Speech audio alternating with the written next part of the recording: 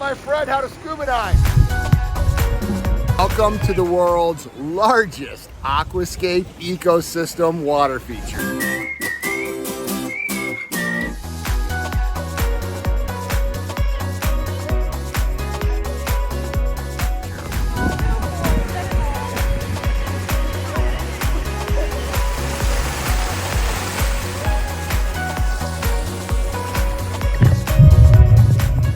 Look at that, kind of just hanging out. It's a big baby. Oh, she got scared.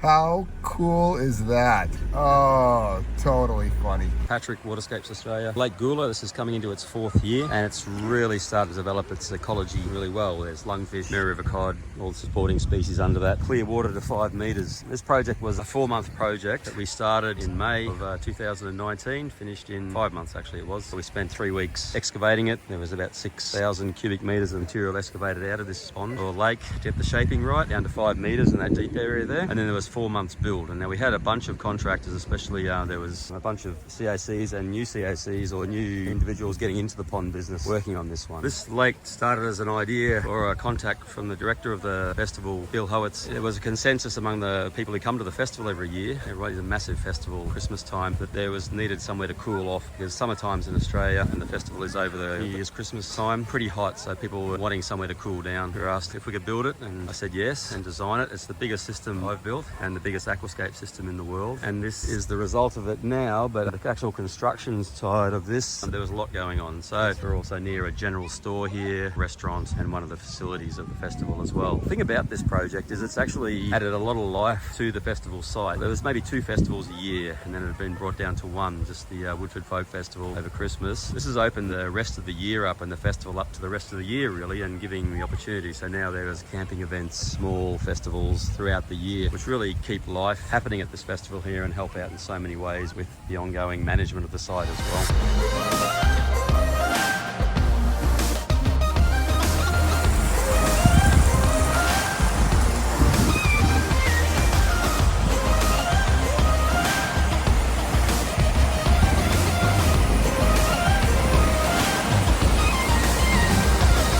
This is one of the wetlands. So this is key to it. We have 2 wetlands on this system. It adds up to about 12% of the lake size. This is a 250 square metre wetland, and we have around about, I think it's approximately 400,000 litres moving up through this particular wetland here. And it has grown in beautifully. We have mostly natives, lamandras obviously. We have a mangrove fern, which I transplanted in, and they're doing beautifully. We have Bormia articulata, they're native ferns from the area. And we have Brahmi, it's covering over nicely as well. And under all these edges, and I've found under these edges in these wetlands, there are actually fish, and there's crayfish and shrimp, and I'm finding the actual fish come up through the stone, so they come up through that pebble, up through the wetland, they get drawn in as fry through the pumping system, and they move up through and they hatch, and they may get these populations of shrimp and fish and crayfish all through here. So it's actually a really beautiful living area. The water heads from here, like I said, this is one of the wetlands. We have another wetland down the other end, right down the end there, and that is our more habitat zone. That's more of a fish zone, and it's a different style of wetland, but exactly the same construction, just built a little bit lower so that fish can actually get into it to get away from predators. The water moves up through here, and then we have it going down through various waterfalls. We wanted to create something quite dramatic here into some shallow water in areas. So there's our one major wetland. Plantings are coming in beautifully on the edges. These are all native plantings.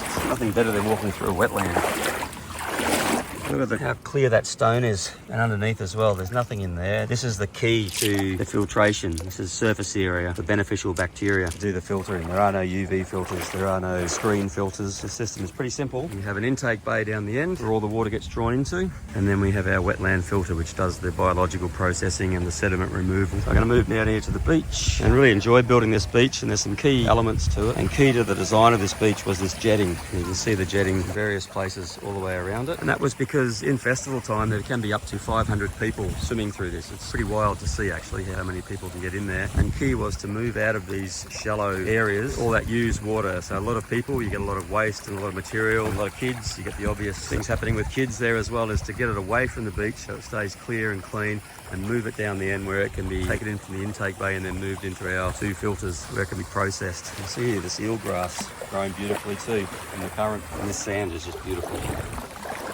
So key was this movement of water. This jetting has its own pump. There's 180,000 litres pushing through these jets here, and they move right around the side of this beach, moving that water back out into the deep again. And these waterfalls as well, like I said, there's approximately 400,000 litres coming up through that wetland and then returning to the pond via these 4 waterfalls we have there. There's a nice scurry waterfall there, our major fall with a split, and then our kids one, our children, so they can get under there and get their hands under it.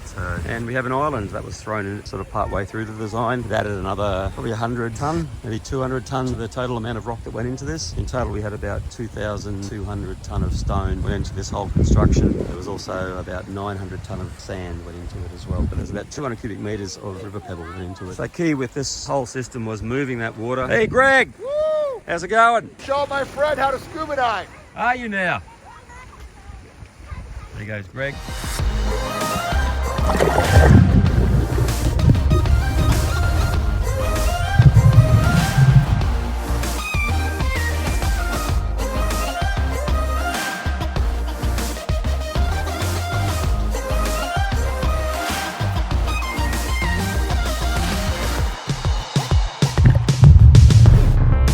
Second wetland, we have our snorkel and centipede set up under this as well. This again is 1.4 meters deep in total. Beautiful log. We added as many logs as we could into this because they are iconic actually for a billabong in Australia or a dam, and also fantastic habitat for so many things. I mean, fish love to get under it, birds love to sit on it. This is our habitat zone. So this is where we created an area for water lilies, eelgrass, and for fish to hang out, and not many people really go in there, or the idea is not for, but for the fish to be able to have a place to go. A very fertile place for food to be produced as well. Down in here we have something called cod hole, so there's actually big submerged logs under there as well, and the fish school around that. So that's a really good habitat area, and the lungfish, and we have Mary River cod, our apex predator in this system. Our second beach, love this beach, and also this is Shanioplectus, this particular rush there. You can see the little one there. We do have Bormia as well. Bit of a difference. You see the Shanioplectus has the more of the little tails on top, seed pods, and the Bormia have a more of a cascading seed pod. Massively important part of the system, the intake bay. So this is where all that water comes to. Right now we have about close to 1 million litres of water moving through here. We have all 4 pumps running, and this is where all that material collects. You can see in there that collected material. There's eelgrass and water lilies and things like that have come from people disturbing, but also the lungfish feeding. They come in, they thrash around a little bit in the eelgrass and find snails and crustaceans, things like that, so they release it, and it's all moving towards here. So you can't see really any floating material in this at all besides the fixed water lilies. It's all moving. The whole thing's designed so the water moves right through the system down to this pickup point where it's pumped back to our jets, or circulation jets, and our wetlands. So this water lily is an Australian native. This is Violacea. It looks white, but Violacea has a very purple tinge to its outer petals. And this one's found a place too. So this one, we didn't plant this one actually. You can see the natives, how they have that big splash. Again, our circulation jets here just to keep water moving through and away from edges. To get it back out into the current where it can be carried down to our wetland pumps, I suppose, to carry down to the intake bay where it can be moved up into the wetlands. So many people having such a good time here. It's so good to see this camping event on and people enjoying this lake. Seriously, these things get so much better with time. The more they're used, the better they become. The water quality results of this have been incredible. Every event has water quality testing going on, especially the main event 4 times a day. And the water quality, there is no instance of pathogens whatsoever. Turbidity is down, dissolved oxygen is beautiful. In fact, the comment from the testing lab was that its sample is better than most drinking water samples. So it's pretty incredible to think that this is simply a system working with nature, with these wetlands. There's no complicated system, no UV filters, no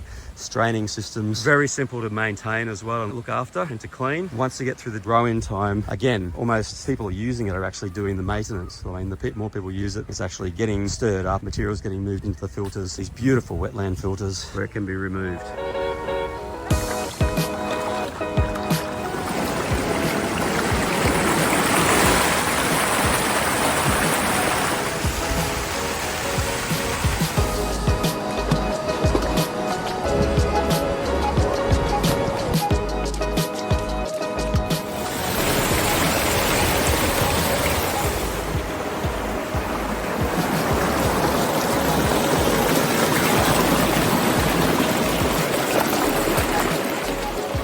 This is a map or a bit of a plan of Lake Gula, conservation and recreation habitat. We have our examples of our species in this. There's the eel-tailed catfish, spangled perch we have some mullet, and we're going to be putting more in those. We have a wonderful big population of mouth almighty, gudgeon, that's an empire gudgeon, and our Ghazi's perchlets. We definitely have frogs, and we definitely have snakes. We have 1 or 2 snakes. I've seen the keelback swimming in there, and they're just after the odd frog. We have a snake-necked turtle in there, And there's a few dragons, water dragons running around as well. When it comes to birds, yes, we have cormorants are definitely in there as well. All the plant and animal species that are examples of them. I think we have about 20 different aquatic species, from fish to mussels to shrimp that live in this lake. And there's a descriptive of how the water flows through it. You can see our intake bay. We have 4 pumps. We have 2 pumps feeding each wetland, and we have 2 pumps, one for each circulation area, especially this beach area. You can see how the water moves through this, moves through back down, and it's all back into here. See in here our deep area, our 5-meter area as well, a deep area. That's so important for keeping the system cool during the summer. The contact with deep soil cools the water, and then we have an aerator down there, not for aerating, but for bringing up that cool water to mix it with the warmer strata, just to cool the lake down. We have that on a timer, so it's not running all day. It comes on for half an hour or for an hour to cool down, and then pushes that cold water back up again when we turn it on.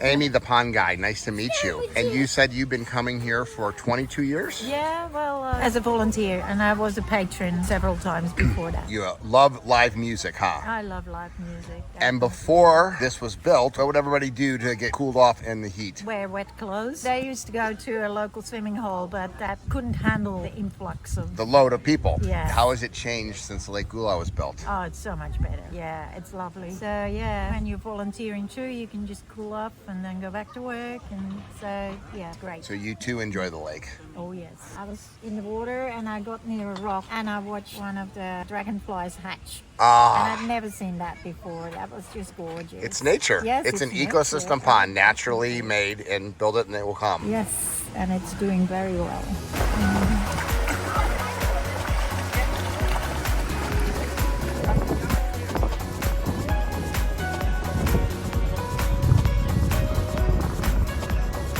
So what have you been doing all morning? I've been hanging out with the lungfish. How cool is that? Very cool. So you showed some other people it too? Yeah, I did. If you could show Greg where it is, that'd be great. I'll show you. How Greg. big is a lungfish? Well, the one I saw, I reckon this big, but yesterday we saw 2 together. Oh, there are. And the second one's probably another hand longer. Oh. Wow. It's the smaller one that we're seeing today. We saw 2 in one. You got some photos of them? I didn't. I don't have it. Because we want to see the tail. That's how you identify them. We want to get the Yeah. tail feature of them Well, so we can identify them. So, Where we yeah. were just now, we could swim to be level with them. like maybe this far away. All right, take me to the lungfish.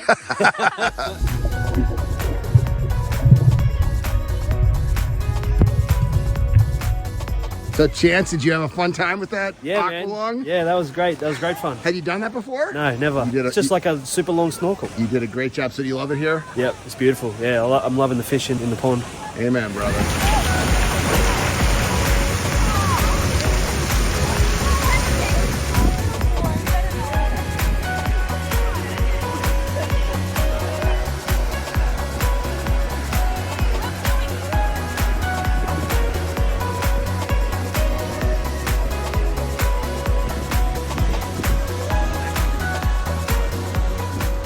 It's crazy for me that this is something that is not more normal. It's just so out of the box thinking for most people to think about swimming in natural bodies of water, when if you think about it, that should be what the most normal thing to be. Chemicals, chlorine, bromine, chemicals that they use for swimming pools, those aren't healthy for your body. This water is safe enough to drink. In fact, not only is it safe enough to drink, the testing is actually better than most people's tap water is. Now that says everything that you need to know about working with Mother Nature and not against her. That's the whole Aquascape ecosystem philosophy, working with Mother Nature, not against her. Our goal is to work with the environment, not against it. So many times people think that manufactured, that chemicals, that filtration systems that are designed to purify water is healthier for you. But the reality is this is how we grew up. We grew up swimming in lakes, oceans, and streams. And so for me to be able to see families out here enjoying stuff like this is what the entire business that I created was all about, to be able to enjoy nature. I'm gonna put a link out to backyard water features, to small budget-oriented water features so you can start